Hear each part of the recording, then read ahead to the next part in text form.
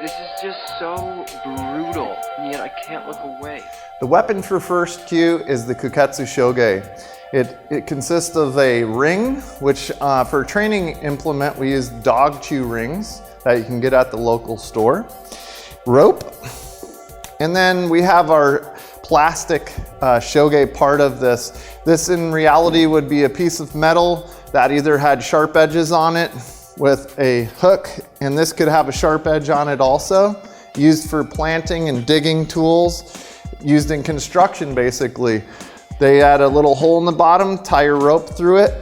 The length usually was 2 full arm lengths of rope to get towards the ring. They used horsehair and women's hair to make the rope out of back in the day also. There was a bunch of different ways to actually hold this. One, you're doing your loops, tucking the bottom into the outfit, and then having it on top. This was one way to wear this around. You could throw this up and retrieve it very easily, use it in that aspect. The rope, the ring, and the dagger usually weren't held together though for normal everyday activity. It was put together on purpose that way. Some of the aspects that I like about this are the spinning aspect to keep distance away from a person.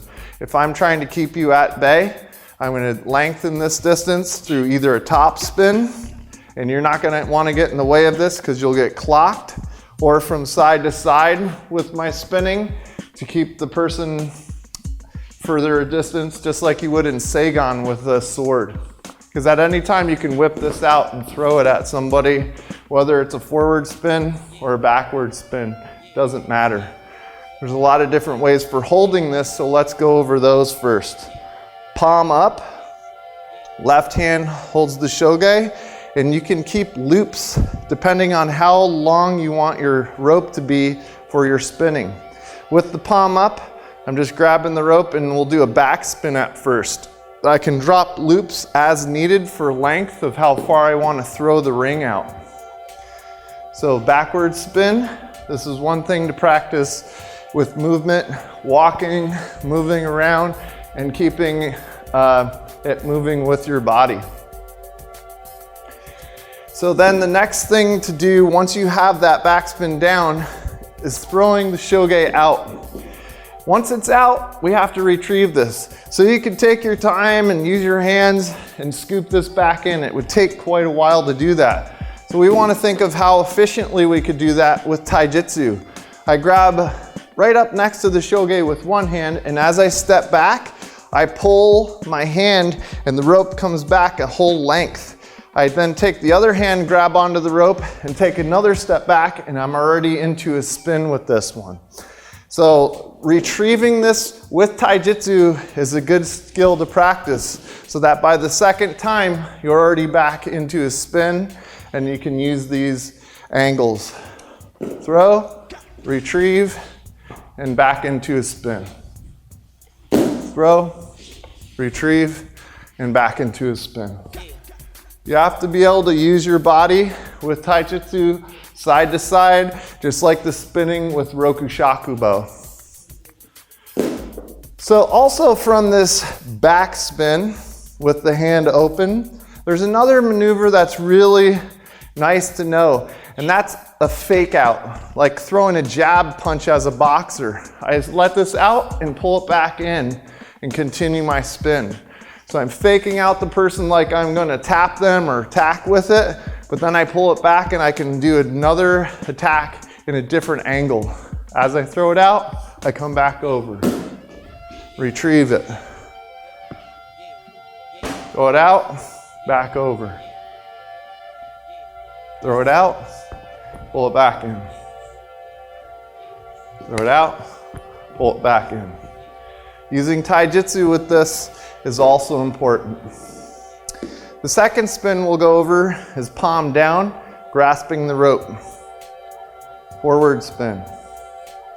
Moving side to side with your body with taijutsu. You should be able to turn in multiple directions to do this. Also, this aspect has a over-the-top throwing maneuver that can attack hands on swords, Kuketsu Shoge, or spear, naginata, lots of long-range weapons. You want to just go in and hit the hands of the person and try and break them, or shoot it past them and pull back and try and snag the weapon. This is the second way of spinning, forward spin with the palm down. The third is pretty obvious. We're used to seeing it on cowboys here in America, and this is above the head, grabbing with a normal spin. This direction, you can really keep people away at a distance, bringing the rope out for full distance. Or you can bring it in and go lower with it and attack ankles, wrap up horses, all sorts of different things. So these three spins, once you know them, you should be able to use them in different combinations at any time, switching between the three. And be able to strike and attack from all of these different angles.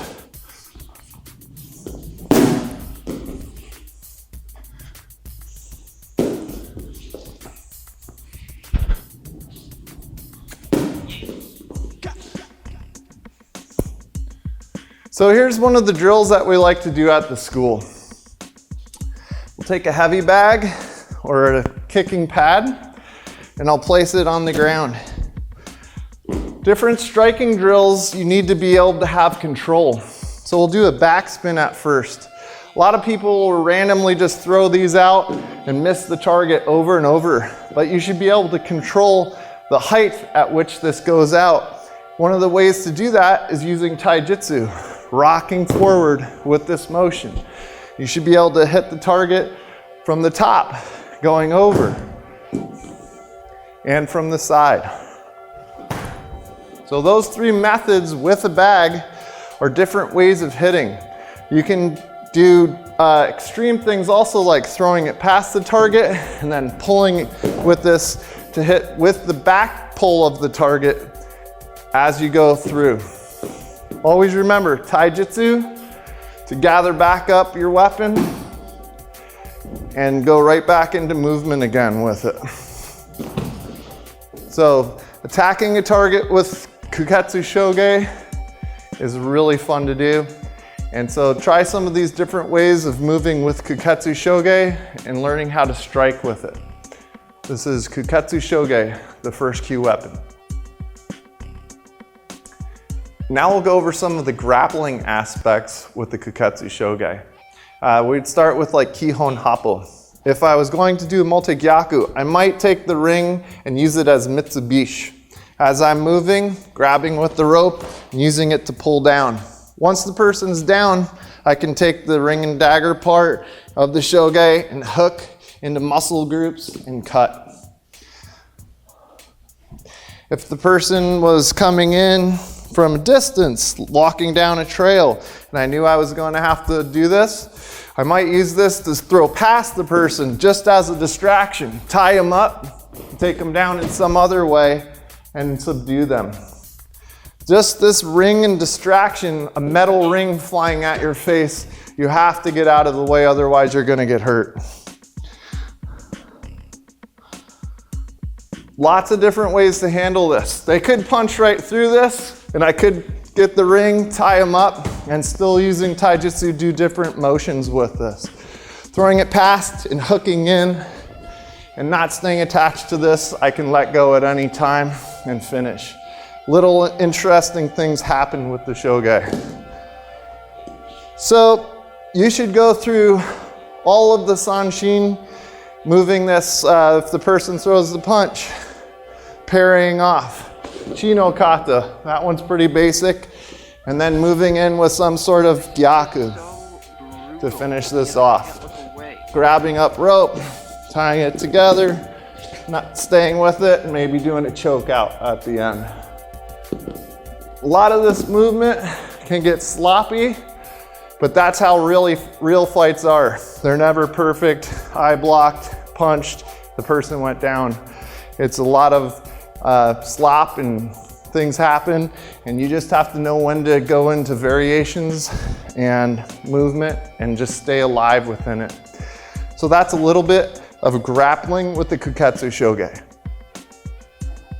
So So I'd like to show you a little drill that we like to work with the Kuketsu Shoge to do rope tying. It's a little bit of a trick to do this, so it's going to take a while. Find an object like a doorknob, or for instance, we have a weapons rack here, and put the ring over the edge of it. With your other hand, I'm going to hold the Kuketsu Shoge and take the rope and pinch it with my thumb and have it like a baseball grip with these two fingers, almost like we did with bow shuriken. And then what I want to do is throw the rope down the line so that a knot or a big circle comes down, and it actually throws a loop and ties over onto itself. Once you can get that to happen, you'll see the knot flipped over onto this, and as I pull, this totally ties up and tightens. This will actually loop onto somebody's hand when we have a person hold it with a hand. So you could practice this by yourself with a doorknob or some sharp weapon, rack or stake sticking out, but it's a little bit better if we do it with somebody holding it. So now I'd like to show that same demonstration with the Kuketsu Shoge with the person holding their arm out straight. So as they hold their arm out, I want to leave at least 2 feet in between the Kuketsu Shoge and the rope part that I'm going to hold on to. As I throw this loop down the line, it'll fall right over the person's wrist, and then it'll tighten up. This I made look easy and got it on the first try, but I've done this a couple hundred times at least. And traveling this loop down the rope is the trick. At first you just want to see that loop travel down the rope. And when you get that, you want to put some taijutsu into it and throw it further over the person's hand. And then you'll start to get that ring to tie up every single time like that. For taking it off, you want to make sure that they just take it back over it. Otherwise, it'll start to get into some knots. A couple of little tricks with this. If I stand directly in front of the person's hand, it's actually a little bit harder to get that loop to fall over, even though I got lucky on that shot.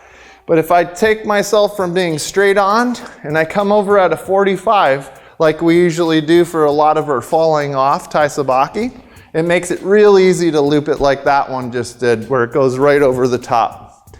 So this little trick of throwing down the rope is a great way. We instinctively, if somebody throws us something, we'll catch something.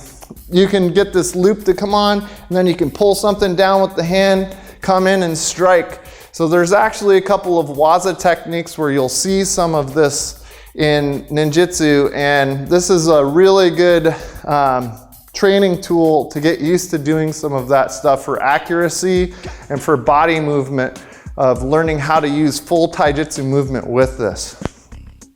So one other trick, if you have a large ring toy, if you're just holding the ring out by itself, it's harder to get the loop over it. Paul is helping me out by pinching it, which makes it a little bit easier. But these loops are going pretty easy today, so I'm able to make it right over the full entire ring on these. As you get closer, there's not as much rope to work with, so it gets a little bit more challenging, but I got lucky again. So this is one drill that you should try to do with the Kuketsu Shoge.